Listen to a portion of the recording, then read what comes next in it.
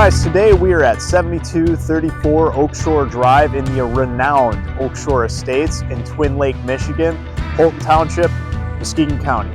Today we're taking a look at a 1.25 acre parcel that has over 200 feet of lake frontage on the John Adams Lake. You guys check out the views, check out the pictures. If you guys like what you see, make sure to contact me. I'll put the contact information right here. Don't forget to like the video and subscribe to the channel if you want to see more content like this. And don't forget to have a great day.